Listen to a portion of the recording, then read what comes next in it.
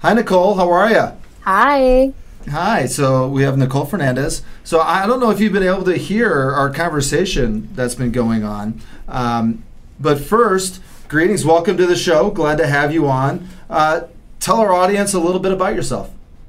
Well, hello from sunny Miami, Florida. I don't know how cold it's in Chicago today. Oh, hey, I'm leaving for Florida in about 2 hours. So about midway through the show, nice. I got to go. I'll be flying into Fort Lauderdale, and I'll be at the University of Miami tomorrow. So very nice. I'm hoping your weather holds for me. So I'll enjoy the 30-degree weather here. Yeah, it's cold.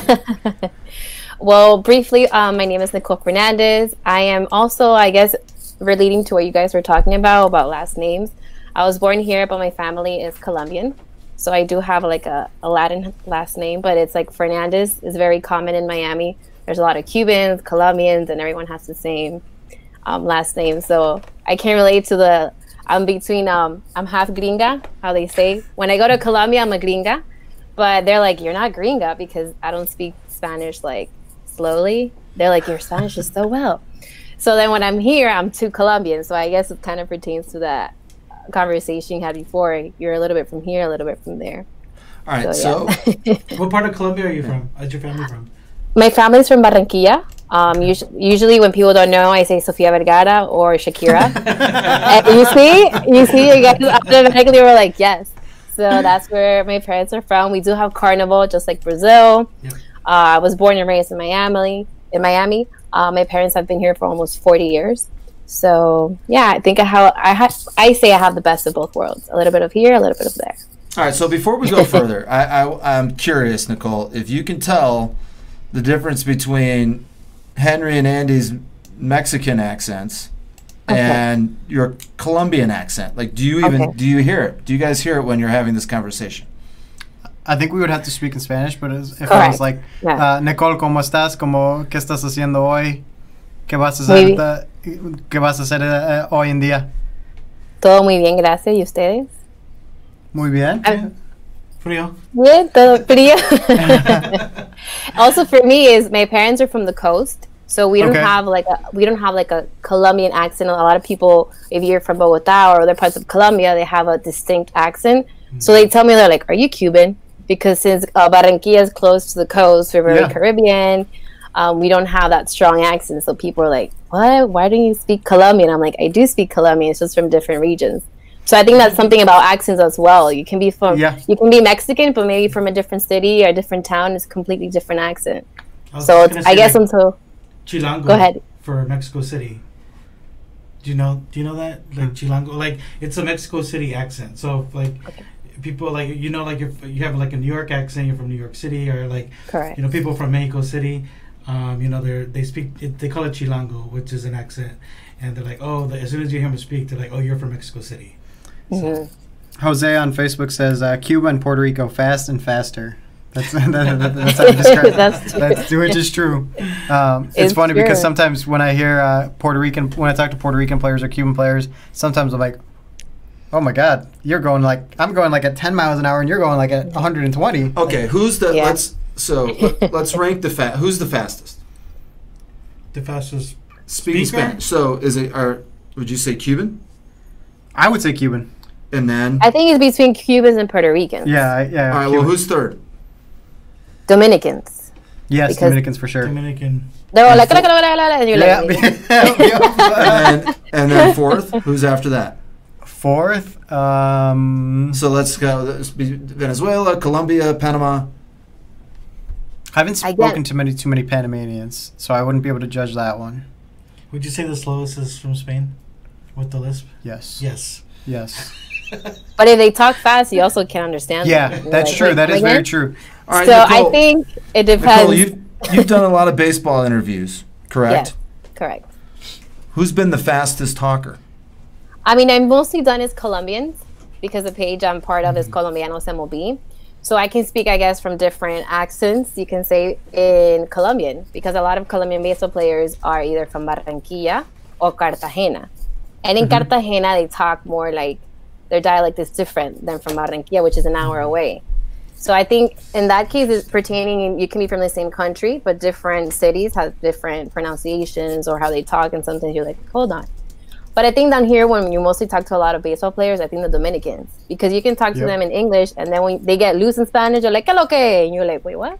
Yeah. Yep. So just like with Puerto Ricans or Cubans, I think when you talk to them in their language, they kind of like, okay, this is like home, and they kind of relax and they talk in their language. And sometimes you're like, you're talking too fast or you're talking too slow.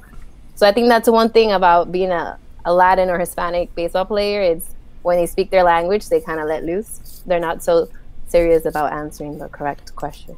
Nelson on Facebook says Dominicans are the fastest. If you were raised in New York City, those guys are fast and you understand every other word. So Nicole, who is out of all the players you've interviewed? Now we'll go from who is the fastest to who is your favorite.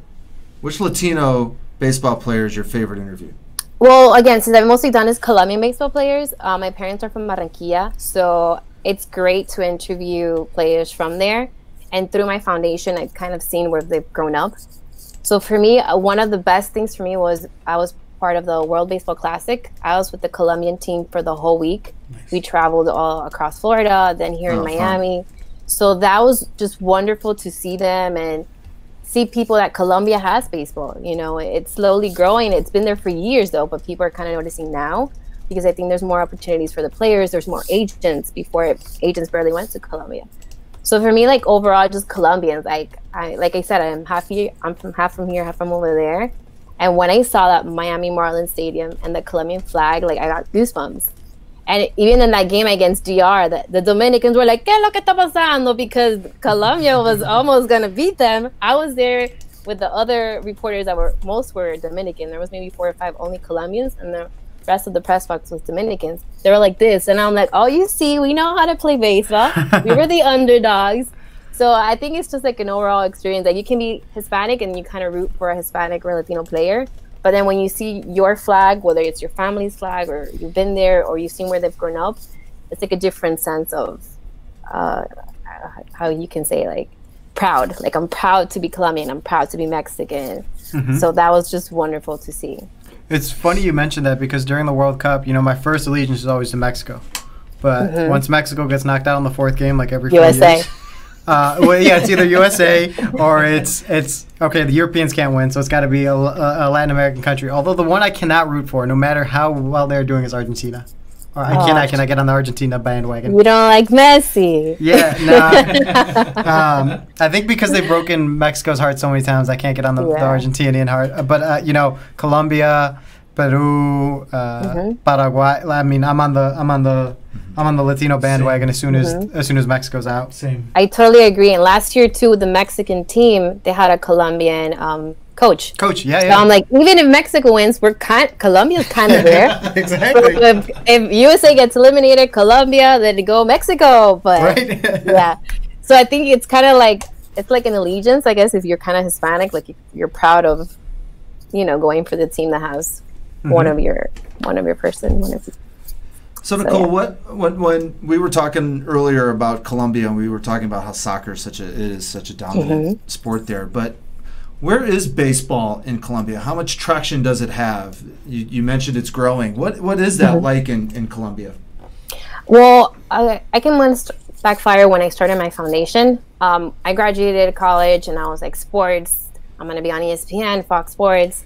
Nothing kind of was working out. I'm like, okay, let me make my own YouTube videos.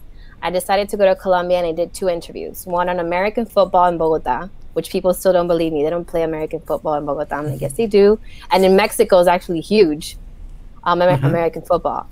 And then I was like, okay, let me do that story. And then I did one on a Yankee scout in Barranquilla, because for me it was intriguing. A Yankee scout in Colombia. He's the one that signed Jose Quintana when he was almost signed by the Yankees. So I was intrigued to find out more because I think these stories aren't told as much. And from there is how I got inspired to start this foundation, because the little boy was like, I think little kids in our countries, they're very like, who are you? I've never seen you before. What do you want? And I was like, well, this little kid is 5 years old and he's interviewing me. So I was kind of like, okay, what do you think of your coach? Because I'm doing this story on your coach. And he told me, oh, I love him. And for me, it was impactful because it's weird here back home to hear a 4 or 5-year-old say he loves someone. And in Spanish, it's like amar. So when you amar someone, it's like a big word for a little kid. So from there is how I told him, I'm like, why do you love him? And he told me, because of him, I play baseball. He taught me all I know. And then that's when I say in that moment, I went from wanting to be a journalist, I say a spark changed in me on how I can help more kids like him. So I say I went from like reporter to like human. And that's how I started my foundation, because I saw a lot of kids want to play baseball and softball, but they don't have the equipment because it's very hard. Even though they find a way, they can share a bat, they can share the ball might be falling apart, but they still share it. And that's how I got inspired. I went back home to Miami. I put on Google how to help people, and it came out, start your own nonprofit, and that's how I kind of started Game Time Foundation. And I collect all the baseball equipment, softball. I added soccer and basketball as well, because there are some places that are so remote that they don't even know about baseball. So out of the equipment, what is the one piece of equipment that is hardest to get in kids' hands? For example, is it a glove, a ball, a bat? I would think maybe it's the glove. The glove, but particularly the ball as well, because they find ways to make the balls. They can get like a rubber ball and they tie it up with tape, and that's their baseball. But think about it, without the actual baseball, you can't really know how to play. A bat, they get something wooden, and even with the gloves, with their hands. But when I show them a baseball, they're like, it's brand new, and it might be kind of used, but for them, it's like a big deal. So I'm like, wow, there's so many baseballs here, and for a kid to see one, I even had a mom tell me, I've never seen a softball before, because they used to play with a baseball, even if it was a girls team. To have a 56-year-old lady tell you she's never seen a softball, I was like, it's little things like that makes me want to keep helping more. And I'm like, the most important thing is they're not ignorant. They just need education. And you show them a ball that they've only seen on TV or on the internet, that blows their mind, and they want to know more about the game, and that's how they kind of start finding out. Jonathan on Facebook wants to know what region is baseball more popular, or what region of Colombia is more popular with baseball? Is it near the Caribbean? Yes, it's mostly on the coast. So Colombia is divided out by departments. So it's El Atlántico and Bolívar, which is mostly, Bolívar is Cartagena, which you have huge baseball players there. Right now you have Julio Teran from the Braves. He's a pitcher. You have Tyrone Guerrero, who's a pitcher now for the Marlins. I think it's very Caribbean, I guess, with the baseball. Sure. And now in Barranquilla, Edgar Renteria, he's one of the ones who put baseball on top of Barranquilla. People are like, where is he from? So, I think in the past there's been a lot of, I believe it's Orlando Cabrera. He was also a big baseball player back in the day. And, it was always one or two, but now there's 5, 6, 7, 8, 10, 12, or even more. They're either in the big leagues as players, coaches, or even in the minor leagues. So now it's like a big explosion of baseball. It's funny, we were talking about pronunciations, and you mentioned a player. In English, a lot of he's known as Julio Teran. Yes, but you correctly pronounced his Julio last Teran. name. I can be speaking with you in English, but his name is Julio Teran. Right, exactly. But yeah, that's it's funny because that's one of those names. Broadcasters is Julio Teran. Yeah, like Teran, really? Teran. Come on. Or like last year, I also interviewed Tyrone, and his name is spelled differently, like Tyrone or Tyrone. So I even told him, I'm like, how do you like to reporters if he were to pronounce your name? He's like, when I'm back home, Tyrone. But when I'm here, Tyrone. So that was funny of him to say. I even had the interview. Like, he was like, since we're in America, Tyrone. I'm like, you're lucky you have a name that can be pronounced either way. But relating to what you guys were saying earlier, if I see a Hispanic or Latin last name, I pronounce it. I can't say Julio Teran. It's Julio Teran. Yeah. Nelson on Facebook says a pair of socks and black electrical tape are all you need to play, and you're ready to play. Excuse me. And then on Facebook, I have a question. How easy is it to find black electrical tape in some of the neighborhoods, Nicole, that you've been talking about? Right.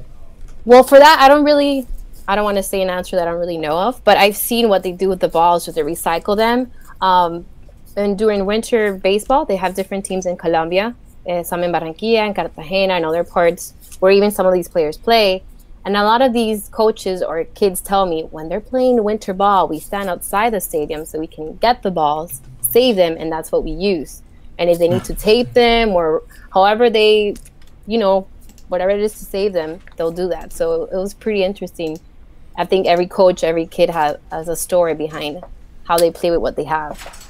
on Facebook, someone wants to know how important are players like Jorge Alfaro looking ahead to the next generation of Colombian players? I think it's wonderful because, for example, right now, Jorge Alfaro, he's also from a very small town called Sincelejo. I could say it's about an hour or two from Barranquilla. It's more down south. It's a small town that loves baseball. So for him right now, he's like a big idol. I've never been there, but to have someone from your small town represent you, for these little kids, like if he makes it, I can make it. Yep. And it also shows that Colombia, baseball is not just in some parts of Colombia, it's growing in other places. I think there's hunger for the game. We just need to provide. And basically what I do with my foundation, it's not so much the equipment that you take them, it's believing in the kids. A lot of these times they're like, you got on a plane to see me, miss? Like small things like that, they're like, no one has ever gone to tell them they can do it. No one has told them that they can just believe it and play the game. So I think it's very important. Yeah, the $1 million question, if someone wants to help, how can they donate or help your foundation to help these kids? Well, right now what I do is I say I recycle locally and I help locally, and it has an international impact by reusing the equipment. So a lot of the equipment I take is used but in good condition. So I go to batting cages, I go to soccer teams, and they give me everything. And then I ship them and I personally deliver them. So the $1 million question is money. I know people don't like to give money, right, and I don't like to ask money. And it's taken me 5 years to realize I'm not asking for me, I'm asking for these kids. I'm kind of, quote unquote, the messenger in the face of this, because if it wasn't for me, in the past 5 years, I've collected more than 2,500 pounds of equipment in baseball, softball, basketball, and soccer. I've been to 19 different small towns. So it's a lot of logistics, not just giving the equipment. It's how does it get there? The shipping alone can cost about $1,000 just to ship everything over. And then how do I get to these small towns? It's a lot of logistics. So I do have to ask for money, even though I don't like to. Sure. But it's part of it. It's very essential. And the money, you will know that it's going to a good cause. I'm actually going to so you tweeted out earlier the link to your foundation. That's the website. I'm going to put that in our Twitter, and I'm going to put that also on our Facebook Live right now. Awesome. That way people, if they want to look into it more, if they want to donate, they can do that. So awesome. Thank you. Yeah, on the website, I have a GoFundMe page because I would like to go in a month or two to deliver the different equipment that I have for about 7 to 8 teams, which is about 500, 600 kids that text me every other day like, hey, when are you coming? And I'm like, yeah, almost there. I need money. But back to Jorge Alfaro, I want to mention something that with the season starting this week, it's very great because we're going to have Jorge Alfaro as the catcher and Tyrone Guerrero as the pitcher. Yeah. It will be, I think, the first time two Colombians, I think it will be the dynamic duo for Miami, for Marlins, for Colombia, that it's never been seen before since the World Baseball Classic. So I think it's great to have these two upcoming guys showing what they love to do and representing their country. How exciting is that game going to be? That first game, whenever it is that he pitches to him. I don't know, but I'm going to be there. I think it's going to be, maybe I'll hold up the flag. Right. But it's wonderful because I think also in the page that I'm part of, Colombianos MLB, it was also a project started by 3 strangers who have the love for this game. And in less than 3 years, we have more than 20,000 followers on Instagram, more than 19,000 on Facebook. And there was this need of people wanting to know what's going on with their Colombian baseball players. The good, the bad, the spring training. I was lucky to go last year to Arizona, and I got to interview 11 different players who are in the big leagues. Some are minor league players, and some are even minor league coaches. I even asked one, and I think his name is Jaime del Valle. I'm like, you were always a baseball player, and now you made the choice to be a coach. Why? And he's like, it's hard. When you're a baseball player, you want to make it. But sometimes you have to make that choice, whether you're at a certain age, when am I going to be a player, and when I should take this opportunity to be a coach, which is something else people don't talk about. It's not just about making it in the big leagues. A lot of these players making it as coaches in minor league teams or whatnot, it's essential of making it to the big leagues. Like I believe Luis Pipe Orueta, he's Arizona Diamondbacks. He's one of the coaches. He's also big for Colombia. He used to be a player, and now he's part of the coaches for the big league. So that's pretty cool. And it also tells kids that it's not just about making it as a player. There's other options as well. All right, so as a journalist, if you had 2 minutes with that coach what are your 3 go-to questions? I actually answered to him last year, and for him he speaks very well English. That's something that a lot of players don't know English. So I'm like, how did you learn English? Because it's necessary. A lot of people say like, oh, English for an interview. I think it's very essential to know English, because if they don't know it, how are they going to communicate with the rest of the team? So for him, I asked him, how did you start? What made you? And he's like, oh, I actually started in Italy. He didn't find opportunities here. As a young player, he went to Italy because his grandma was Italian. He got the Italian passport. And I was like, who would have thought he went to Italy? So I think it's key questions are how do they start? What keeps them going? And it's also, now that you're here, what are you going to do to make it? Because one thing is to make it, but one thing is to stay there. Yep. So that was 3 questions that I asked him, and he's like, okay. And he actually opened up, because you're asking him more in depth than just like, did you win? Did you lose? How do you feel about being here today? It's just, how did this person get here, and what do they see in the future for them? I mean, we do that. We see that too when we interview players. The first thing we tell them is like, we're not going to ask you about today's game or your stats. We want to know about your family. We want to know about growing up in your respective country, and their attitude changes. Completely. When we tell them, tell us, what means more important to you. And then they're like, my family. Okay, well, tell us why. I do this for my family, and like I said, their attitude and their answers completely change, and they're more like meaningful. That's what we see when we're out there. Yeah. All right. Thank you, Nicole. Thank you. I'm hoping, though, that next month, when you make that next trip, take some video, take some pictures. Yeah, Let's get you back on. We'd love to hear more about share it. Them. Sure. And make sure the weather is good, because I'm about to leave and get on a plane to get down there. To sunny Florida. To sunny Florida. All right. Have a great day. Nice meeting you guys. Thank you. Bye.